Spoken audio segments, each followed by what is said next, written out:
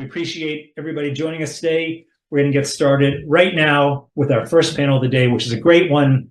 It's called Incident Response in Europe, State of Play. And our moderator is Rohan Massey. Rohan is a partner at Ropes & Gray in London, and he's the leader of the firm's data, privacy, and cybersecurity practice. And he focuses his practice on data protection, data security, e-commerce, and IT. Welcome, Rohan. Welcome, Bruce. Thank you very much. Great to see you again. Also very pleased to welcome Christoph Ritzer. He is a partner and the co-head of cybersecurity at Norton Rose Fulbright. Christoph is based in Frankfurt, and he leads the German cybersecurity and data privacy practice at Norton Rose. Christoph, it's so great to have you join us. Great to be with you, and welcome everybody.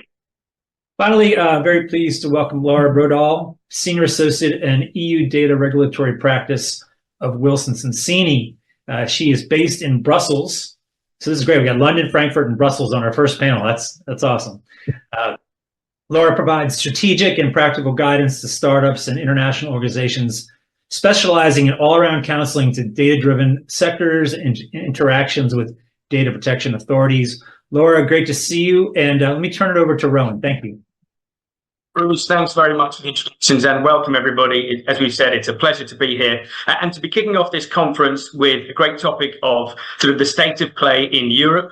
And as Bruce mentioned, we've got Brussels, we've got Germany, and we've got the UK covered. So in fact, we've got the European Union as well as the UK. Another year has flown by. It's been, for those of us that work in the sort of incident response space and the digital regulatory space, a very busy year. For anybody reading the press, they have seen plenty of coverage of horror stories and cyber attacks. We've seen attacks in the financial sector, defense suppliers, transport systems, educational establishments, healthcare services in its supply chain, and organizations in hospitality and many other commercial sectors. And that's just in the UK. I'm sure we'll hear more when we go to others across Europe. So it would appear that no one is safe at the moment from cyber attacks. And they are prevalent, and the number of them are growing in volume, and I think growing in complexity. So the lull that we were sort of talking about this time last year, that we'd seen some saying following the invasion of the Ukraine in sort of 2022, certainly seems to have dissipated. The cyber attacks seem to be back at full strength, possibly more dangerous than ever. And we're seeing, I think, different approaches by the threat actors in how they're attacking and where they're attacking.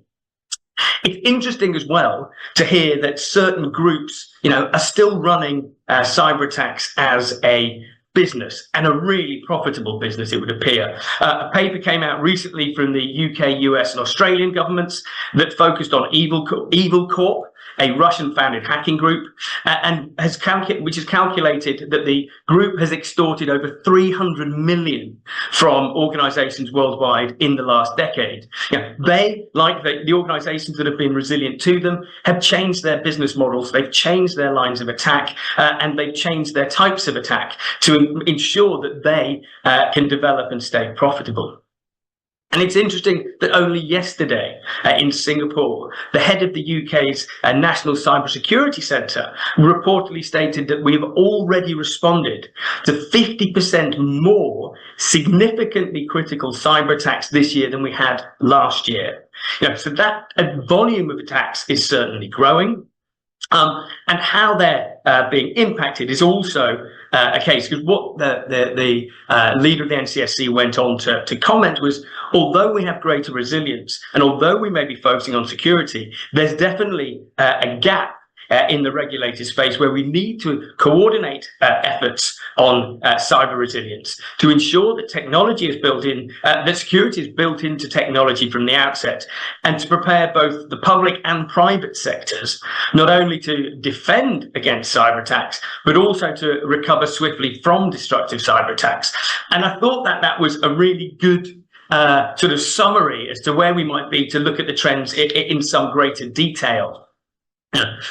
As I say, my practice focuses on incident response, both prophylactically trying to get organizations secure and ready, not just regulatory compliant, but also operationally resilient. And then, unfortunately, when they've suffered attacks, working with them in that response. And the last 12 months has been incredibly busy.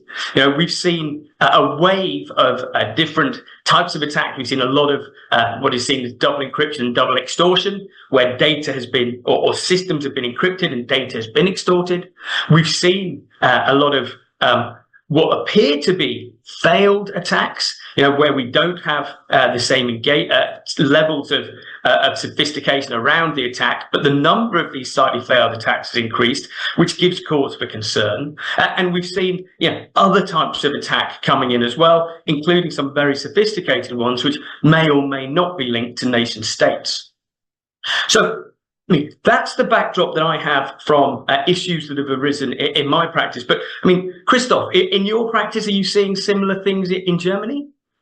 Yeah, absolutely. So I would say the threat actor landscape is still live and vivid, and we see the number of incidents coming in even rather increasing than decreasing. So we keep our team and I think everybody's team is quite busy on the cyber response advice side. What we're seeing is more sophistication in the threat actors in the way how they get in the systems. I think the social engineering that is done in advance is significantly more.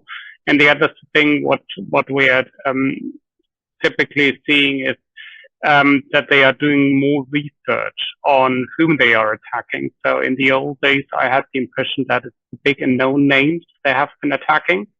Now, recently, I have the impression that it's also mid-sized B2B companies, which nobody actually knows.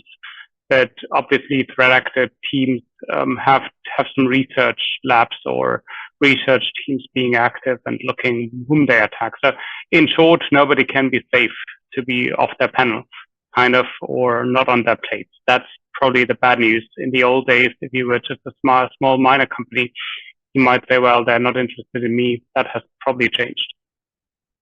Okay. And Laura, is it the same for you? Yes, actually, the SME point is a very good point.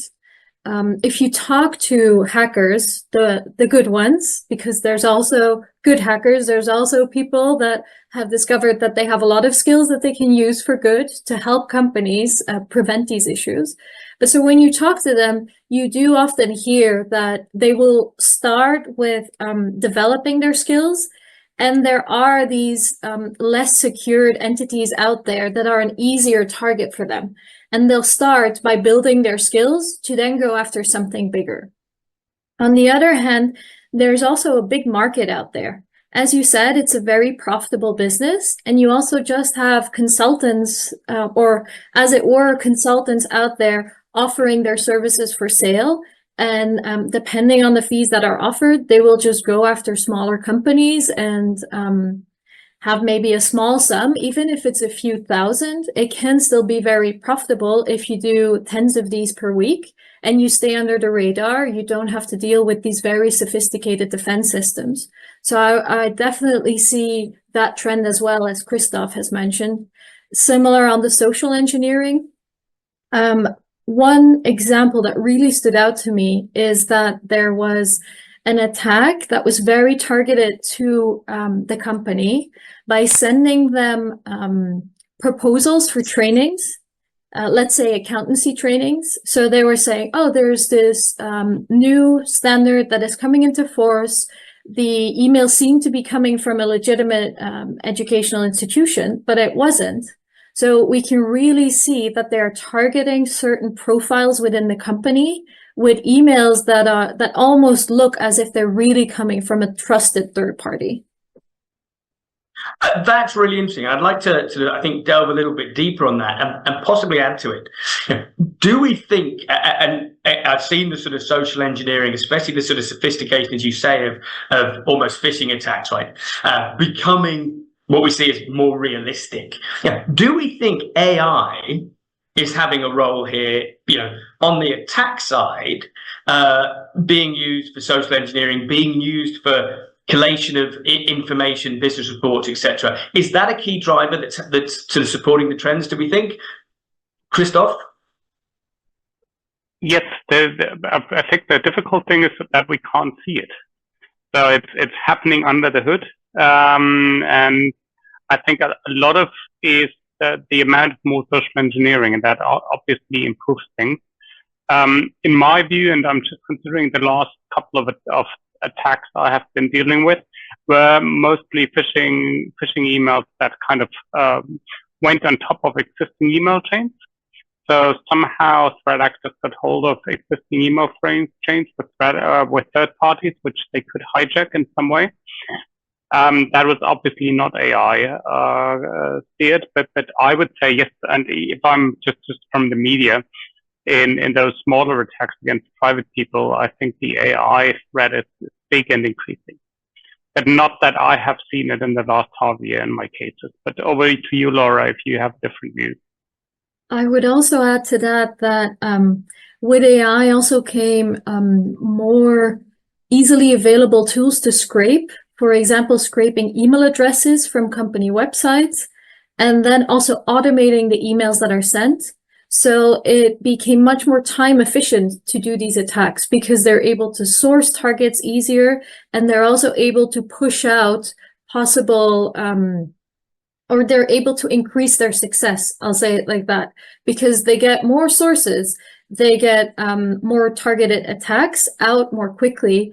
And by scale, they just increase the likelihood that someone will make a mistake or that something is going to hit a target. Yeah, I think that's right. And you know, again, I think it all sort of keeps building to this similar picture. The more information you have, for example, supply chains, you can work out, you know, which companies are working with which suppliers. And to go back to your point, Laura, of, you know, SMEs possibly, or smaller suppliers possibly having less sophisticated or less mature security programs, if you can get into the supply chain, you know, having done the research and built up a much more detailed picture, you know, that is one sort of mode of entry and then traversal across. And we've certainly seen over the last 2 or 3 years, this huge increase in the sort of supply chain attacks. Some of it, I think, driven by this ability to understand relationships and to research with far more speed and precision, but also to be able to leverage that once you've got it, you know, and to do that, the traversal. I think that's a really important point as we think about resilience and thinking about, you know, it may not just be for our organization or the key organization, it's going to be right the way down the supply chain. You know, thinking, everybody's got to be thinking more broadly now, thinking more broadly about if we've got social engineering, we could have deep fake photos, we could have voice prints, which are becoming more and more frequent. Yeah, we know that AI can copy the style of emails incredibly accurately, so it looks sort of colloquial, it looks like the tone of voice, etc. You know, and phishing expeditions, you know, are very, I think, still probably the most popular way of starting any attack. You know, there's that human that clicks on the link, you know, and that is, in most security programs, still the weakest link, and I think the one that will probably continue to be so. But I think that it's certainly something that we've got to spend, or organizations need to be more thoughtful of, more broadly, because of the issues that are around it. But if they're the way that threats have been developing this year, what have we seen in the sort of response or changes in response models in light of the changes in attacks? Yeah, are we seeing more regulation? Are we seeing more sort of operational advancement of the way security programs and responses are taking effect? I mean, Christoph, what are you seeing in your practice in that area? Well, I would prefer going to Laura first, but happy to jump in then after. Oh, sorry, Laura. Thank you. Christoph, that's very kind of you. So I would say, as with anything, if the attacks change, your response changes. If someone kicks you in the shin, you punch them in the face. And I mean, you will adapt to how you respond, or you'll adapt your response to however you're being attacked. As you said, Rohan, we are seeing much more of these double extortion attacks, meaning that the system's not only encrypted, and you have to convince them or pay them to release your systems. While they're in there, they'll also steal sensitive data and afterwards threaten to release that data. So they're passing by the registry twice. That means that security response has also now built in, once ransomware is in place. Oh, have we made sure to isolate certain data sets? Have we encrypted them? Do we have additional encryption applied to them? Do we have backups of that data? Do we know where all the data is? That's one of the ways that we see that response itself has changed to immediately focus on where are these high-risk issues that we know they're looking for. And then learnings will also changed, because afterwards staff is briefed saying, here are lessons learned from what we're seeing change in the threat landscape. This is what we've learned from our response. This is how we need to change our practices going forward. You also mentioned supply chain attacks. I think one of the biggest changes that we will see in the coming years, also because of the legislation that is now coming, is supply chain risk management. Because and with we, I mean, not only us, the companies, but also authorities such as the data protection authorities, to whom we've been notifying incidents for years now, they have seen that often the issues lie with the processor, or that the processor or subcontractor was an easier way into larger organizations. So we've seen that there's a risk, and now we have these enhanced laws, NIS2, DORA, CRA, that are going to focus on how do you make sure that whoever is working for you applies that same standard, so that they're not your weakest link. And then lastly, sorry, Christoph. No, go ahead. One quick point and hand it off to you. No, go ahead. One that I find very interesting when I talk to my friends that are technical experts is they've adapted a more holistic approach to resilience, meaning that they're doing proactive threat hunting within their systems that are based on combining threat modeling with predictive AI tools. So they will go and look for what are the signs of a very sophisticated hacker in our systems. They'll look through their logs. They'll combine, first of all the logs that they have, and they'll see, oh, the light is going on in this building at 12 p.m. Is it likely that that is an employee? Do we actually have staff that is supposed to be in that building at that time? Or is that actually a hacker that is looking to gain access to the physical building? And they'll combine all these different types of logs and start looking for very sophisticated patterns, which is something that is quite new and is also being aided by the rise of AI. Yeah, interesting. Maybe to pick up two of the aspects you're talking about. So one is that dual track attack by encrypting systems at the same time as stealing data. So in my experience, and that's actually the bad news for most people who are attacked, is once you are encrypted, your data has been gone much earlier. So if we see on the timing scale how incidents did develop or do develop technically, threat actors might be in the system 1, 2, 3, 4 weeks or even longer already until they start encrypting. So usually in the first phase, they just look around where your most valuable information is. Then they kind of download something they found to be something you could best blackmail you on. And once they push the button to encrypt your systems and companies start realizing it's actually the data has often gone. The problem is, but I think Rohan and Laura, we all can agree on this one similarly, is if you're in that situation, you can't tell. So you're kind of blinded because systems are down, the forensics experts are coming in, doing some research. Often firewall looks are not reliable or not readable, so you can't look at those details. So the problem is, we asked, what do we notify the regulators now? Not knowing what had happened and being in a complete vacuum in kind of information. And so just knowing that you don't know anything at that point is often the typical situation. And the difficulty for companies is how do we deal with that? So I often taking your point, Laura, the view that once encryption started, we should assume that some data has been stolen. The question is then if it still triggers the threshold to notify regulators and other people, or if we still can argue around or against that threshold. But also to you, Rohan, would be interested from a UK perspective how you see that.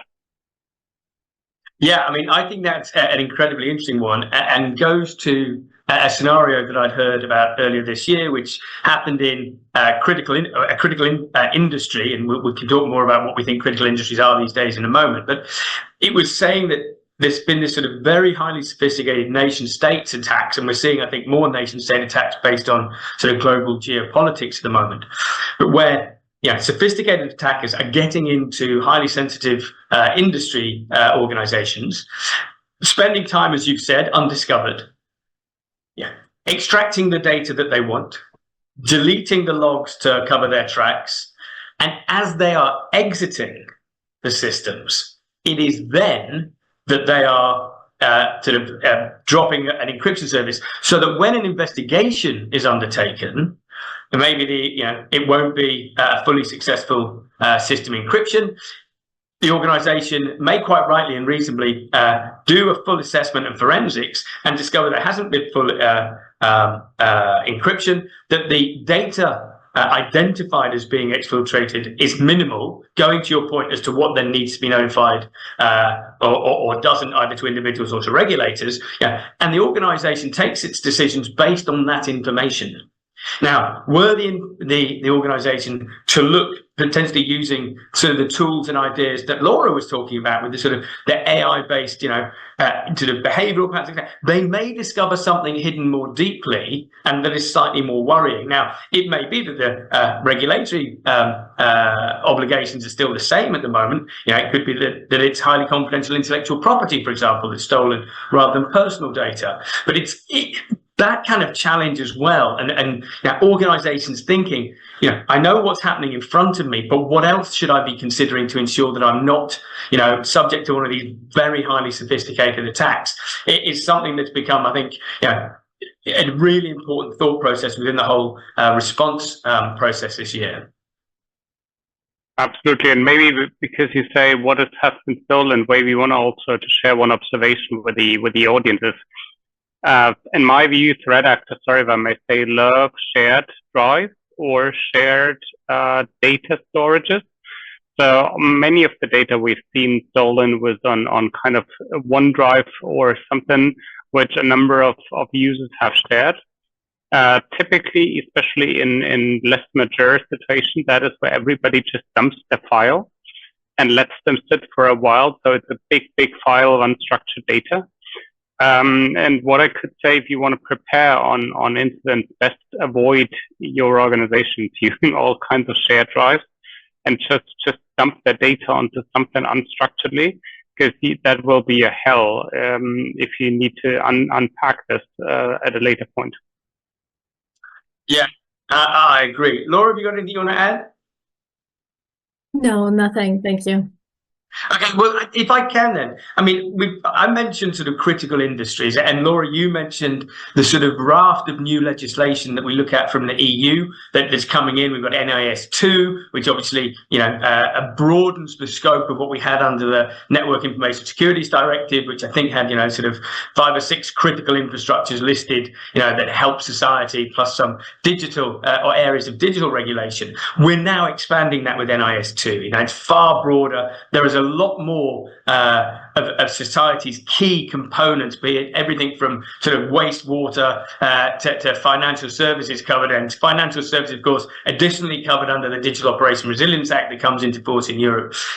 Europe's taking that approach. The UK slightly lagging, and probably one of our first real divergences sort of post-Brexit, I think. But we in the recent King's Speech with our new government, we have said that we'll have the Cyber Resilience Act, which kind of follows, I think, or will follow this too. It certainly will in principles, depending on how exactly we follow word for word. We'll wait to be seen. But this idea now that so much of life is becoming critical infrastructure, should all organizations now be thinking of themselves as critical and taking the sort of, where we take that idea of proportionality and context for security and upping their game around these points? Well, I think that at least the Belgian cybersecurity enforcer, they had that same thought. And they have, in the wake of NIS2, issued a lot of guidance, not only what they consider to be the cyber fundamentals, the pun being on cyber fun. So they've not only issued cyber fundamentals for essential and important entities, but also for SMEs and basic, or at least what they refer to as basic companies. And each level of security or minimum measures that they're recommending corresponds to the maturity and scope of that organization's activities. So we do see that even though legislation is focusing on certain industries, as you mentioned, industries that we consider critical to society, or very regulated industries such as finance that are now under DORA, we do see that cybersecurity and cyber resilience is a key component for any organization that is operating digitally. And there are resources out there. I don't know, Christoph, is there anything specifically for Germany where you see something similar? Well, the problem, I think, what most companies are struggling with is that those concepts, there is no gold-plated standard which everybody should use as an even forward. So the problem is most are struggling with is it must be appropriate, or there are this kind of soft concepts which gives especially mid-sized companies a very hard time say, oh, what is appropriate in my time? In my case, so rather than saying everybody has to abide by that ISO standard or something, which would be a clear guidance, everybody would know what to deal with. But I do see one point, and I fully have agree with you, Laura. So I think one other aspect to jump in is liability after a cyber attack. So we have seen that European Court of Justice case just before Christmas last year, which de facto did turn the burden of proof to companies after a cyber attack to demonstrate that they had the house in order and had implemented good security standards. Otherwise, they would be liable vis-a-vis data subjects under Article 82 GDPR, which means even though if you're not a NIS2 direct addressee of the law, even if all those things do not apply to you specifically, and you're just in the general GDPR terms, Article 32 or others, still then you should consider putting a cyber resilience program in place. And in my view, NIS2 is just the gold standard. And if you look at the details of the legislation, it's quite prescribing what you have to do in detail, which starts from endpoint monitoring, EDR, over dual factor authentication for user account, and it's quite governing into much detail. And I think those principles should be probably complied with by most of the companies, although they might not be formally subject to NIS2. But in my view, I'm happy if you jump in. So in my view, that is probably developing to a global standard somehow without even wanting it. And NIS3, that's my prediction, if there is ever one, will cover all companies, irrespectively of business and size. And I can also add to that, and might be interesting to all of our participants, is that it's Cybersecurity Awareness Month in the EU. So we have seen a lot of authorities issuing statements or tips on what they consider the minimum of security measures that companies should have in place. And multi-factor authentication is one that has really been promoted as a must-have minimum security measure for any company that is processing data. We see that not only from the Data Protection Authority, but also the NIS2 enforcer. So that does suggest that there is a minimum expectation for nearly every company out there to ensure a level of security. We also touched, sorry, Rohan, go ahead. No, carry on, Laura. I was going to say, we also touched briefly on liability. One thing that will change with these new laws is personal liability for executives. In particular, under NIS2 and DORA, again being the specialized act for companies operating in the financial sector, We see that now executives, being management and board members, are going to have to be responsible for the cybersecurity strategy and its execution within companies. And you might ask, where does that come from? Well, the reality is that there has been a lot of incentives in the past few years to companies to increase cyber resilience, but they haven't reached the effect that authorities had hoped that they would have. At the same time, since the pandemic, there's been a rise in cyber threats and attacks. There's been a rise in data breach notifications to data protection authorities. So they've resulted in, how do we get companies' attention? By making sure that executives are held liable if no one pays attention to it. And we will see that take different shapes. The management bodies will have to approve the measures. They'll have to oversee their implementation, and they'll also have to participate in specialized training about how the company is dealing with these threats. And if they don't, and an issue occurs, they will be held liable, and potentially, and I think this is the scariest part of all, potentially they might be barred from holding a function within the company for several years, because we have seen that in several NIS2 implementing acts, that measure will be available to the enforcer, but it is also provided in DORA, where management could be barred up to 15 years from holding a management position. Wow, thank you. Sorry, go ahead. Yeah, Rohan, just a side note is that concept has been kind of borrowed or stolen from financial regulatory laws, where our financial regulatory authorities could also request financial institutions in kind of compliance issues to kind of replace their senior leadership functions or personnel. And that did turn out to be a quite helpful mechanism to get people's attention. And I think the NIS2 legislator just looked over and saw, oh, that works over there, so let's take it over first. So interesting. And I think we get senior management attention. And for everybody and the participants, please do speak to your senior management. That is their own back you're kind of covering, not just the company's ones. And I'd like to come back to enforcement in a minute. So I think it's really interesting, the fact that we've now got personal liability, we've got much larger capabilities to fine and corrective measures under all of these different laws that seem to be coming into play. But before I get to that, I'd like to just sort of quickly sidestep, if we can. So from breach to reporting, and this sort of ties back, I think, Christoph, to a couple of the things that you said. One is, NIS3 may be sort of all-encompassing and harmonizing, whereas security at the moment is kind of contextual and subjective. And that just rings two alarm bells in my head, which is, we're always looking for standardization because it makes life far easier, so if things are uniform. But the way that all of the cybersecurity legislation, digital legislation, data protection legislation have come together and been formed, we have no single definition of cybersecurity. We have no single sort of notification obligation, responsibility, or time frame.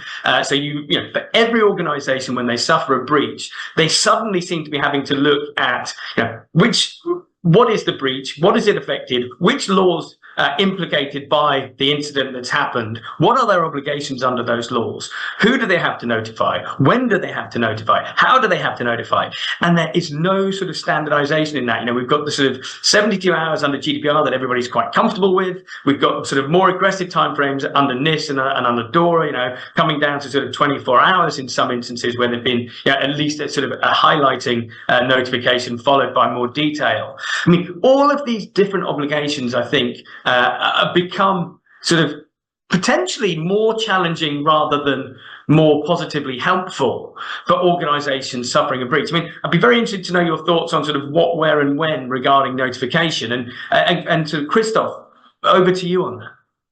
No, absolutely. So, as you said, there is no overarching definition of a cyber incident, which then leads. So if you look at the GDPR, we all know it's a personal data breach, how it has to be defined. So it very much looks which data has been affected. And as set out earlier, that's kind of the tune we always can whistle at the beginning of coming into those situations, we don't know what data has been affected. So that's maybe the interesting thing about the GDPR notice periods. We have some room to maneuver as to when those notice periods start ticking, those famous 72 hours. While on NIS2 in the future, we will have an immediate notification obligation to a regulator even under 24 hours, and an updated or a more detailed reporting under 72 hours. But if you think those 72 hours run in parallel, and you would be telling the regulators the same thing, probably not. Because in my view, the NIS2 term would kick in much earlier, because for the GDPR notice period, we have some room to maneuver, and as the EDPB, the European regulators, say, there must be a reasonable degree of certainty that personal data is affected with a certain risk. And Laura, I've recently dealt with a Belgian case, and also obviously quite a lot with the ICO in the United Kingdom. They expect, from what I've heard from my colleagues, a much later notification. So they have a kind of even, or put it differently, the GDPR has one difficulty. It doesn't have a de minimis threshold on what needs to be notified.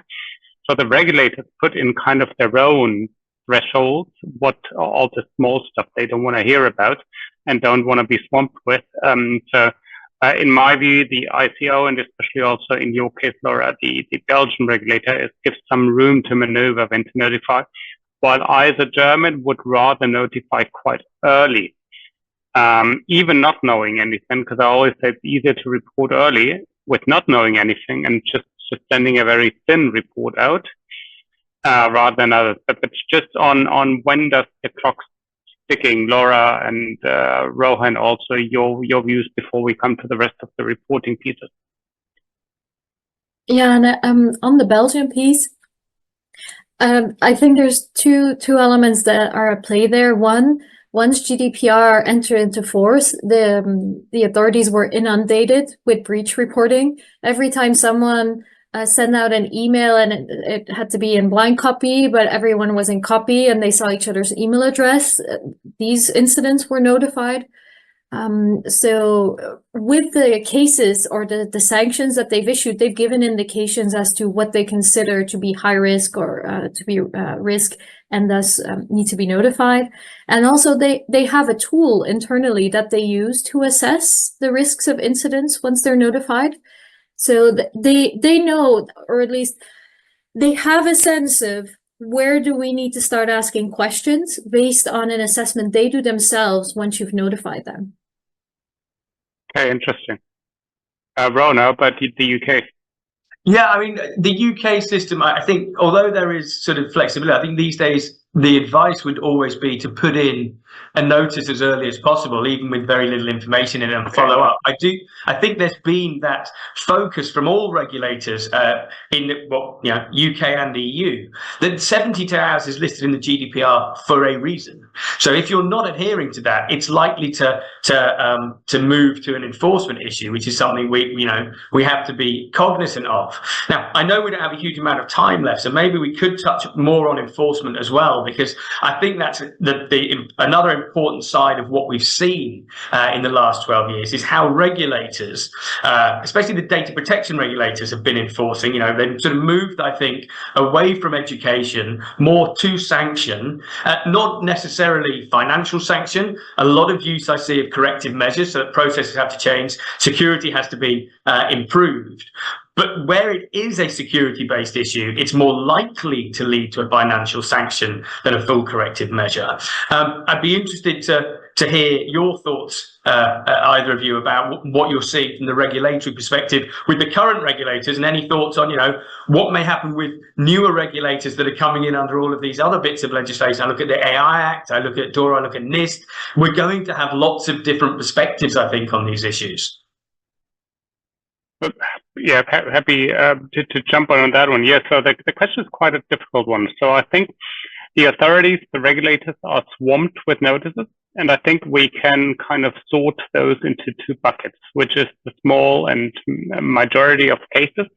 I think that we just notify and nothing happens afterwards. In I would probably say 80% of the cases. Don't take me for the numbers, but And then the regulators only focus on like the top and most important and the most prominent ones, where they do some research on the cyber resilience, whether your technical organizational measures have been in place properly, etc., etc. So I would say on the majority of cases, nothing really happens after notifying regulators, no enforcement happens. Also on the other enforcement side, and we haven't talked about data subjects. So you in the United Kingdom obviously have class action for that one. There is a similar regime in the Netherlands, where you can look at certain class action elements on enforcement of data subjects. But the good news, at least for the rest of Europe, it's still a bit better. And Laura, happy also for you to jump in. On a Belgian perspective, at least no class action currently imminently being an issue. But happy if you jump in on that question. No, we don't have class actions as a common trend. Though I do have to echo your point on the investigations.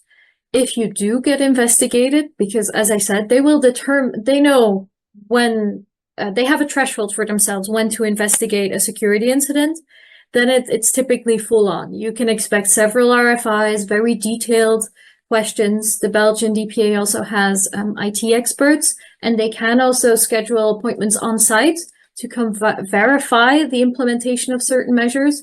So when you're in that phase, you can start feeling the heat rather quickly. Yeah, and what I say, and the other difficult thing, I know we're running out of time, is be careful that you tell everybody the same story. So have your ducks in a row in terms of notifying regulators, notifying law enforcement, notifying customers, notifying employees.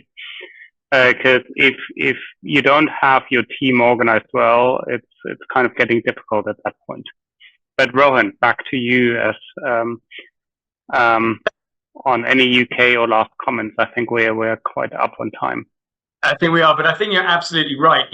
Making sure that the story is consistent is really important. Not only do regulators talk to each other, they don't like to see information in the press that they haven't already been told about. So I would make sure there is a consistent internal and external messaging of everything relating to the incident. And on that, and seeing Bruce reappear, I'll have to close. I know we could have talked all day on this. I am sorry, Bruce, but I'll hand over to you, and I'll thank my panelists for participating so eagerly.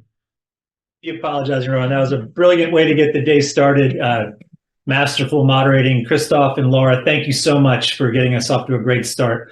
So our next panel is in 5 minutes. We have it at 2 p.m. British summertime, and it's on managing the GDPR after a data breach. We will be right back. Thank you.